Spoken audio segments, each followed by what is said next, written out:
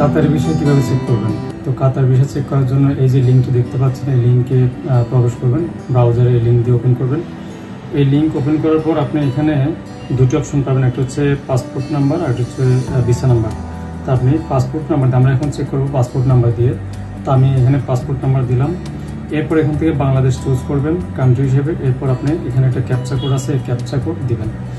Captcha code দেওয়ার পর এখানে যে সাবমিট বাটন আছে, এই সাবমিটে ক্লিক করবেন। সাবমিটে ক্লিক করার পর দেখুন এখানে আন্ডার প্রসেস চলে আসবে, আন্ডার আউটসাইড প্রসেস আসবে। তার মানে হচ্ছে আপনার ভিসা ওকে, অনলাইনে ভিসা ওকে। এখন পরের ধাপ হচ্ছে আপনার মেডিকেল হবে।